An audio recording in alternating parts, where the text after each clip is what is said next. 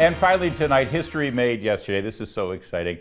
The Biden administration's first ever historic gender-neutral, non-binary federal official in the Department of Energy has now become the very first official gender-neutral, non-binary person charged with a federal crime of stealing somebody's personal property. Joining me now to sort through all of this confusion is our favorite pals, Amber Athey and Doug Blair. Amber Athey from Spectator. Doug Blair, of course, the producer of this very program. And you guys, you're here to protect me so I don't get into trouble. I hope you can do that. I got you covered, man.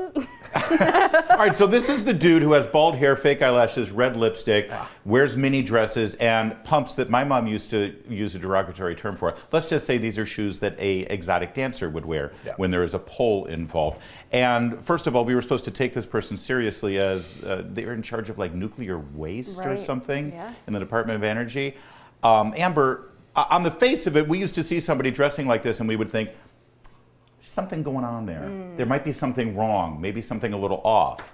And now we've learned. What exactly is this person charged with? This person apparently... Sam, by the way. He goes by Sam. They go by Sam. Let's use Sam. That makes it easier so we don't have to deal with all of the pronoun nonsense. So Sam is accused of stealing a woman's suitcase from the airport and then continuing to use the suitcase on several subsequent trips. Not only that, here's my favorite part of the story.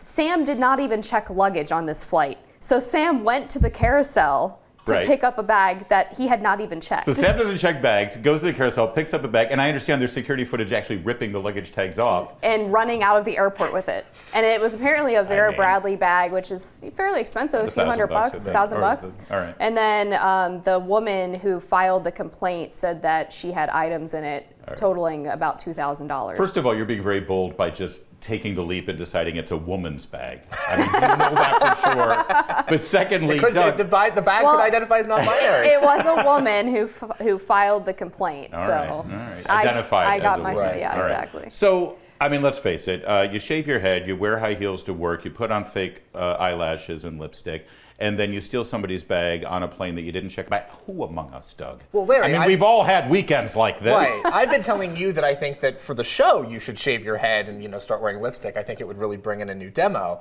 But again, you are so suspended.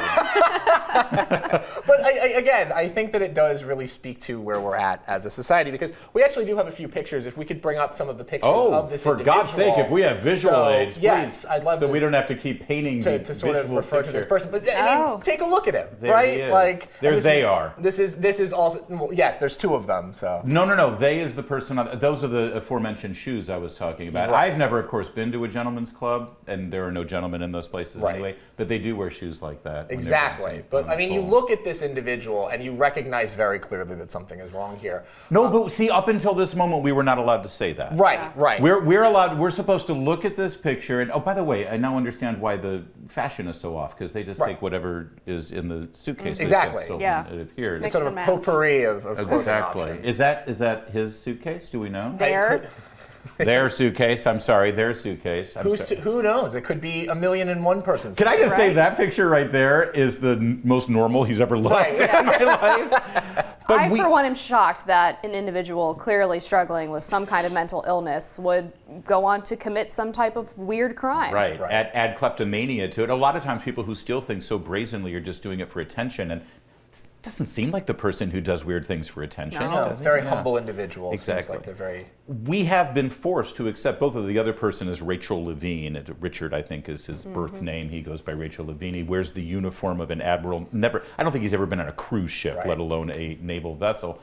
But we have been forced to accept these people and keep a straight face and say, oh yeah, everything's fine, nothing's wrong here. There's clearly something wrong here. And now because this person's committed a crime, I guess it's okay to at least point out one thing that's off. And as Amber was mentioning before we started recording, this is now our leadership, right? Rachel Levine is in charge of our health stuff, and this gentleman is in charge of our nuclear energy. Yeah, Amber, nothing important, just our health policy and our nuclear waste. I know someone who clearly has their own health issues, mental health issues, is lecturing the rest of the nation about public health. You really cannot make this stuff up. So will anybody in the mainstream media or some of the other cable networks actually call attention to this and say, yeah, maybe we should rethink our hiring policies? No, of course not. And the Biden administration was happy to sweep this under the rug. Apparently, this individual was quietly removed from the position or Yeah. suspended or On leave. from On this leave. position for the past several months, and Yeah. it was only when this reporting came out that we found out precisely why that happened. They'll get a cable news show. Thanks for helping me shepherd through this. That's all for tonight. We'll be back tomorrow, same time, same place. In the meantime, I will see you on the radio.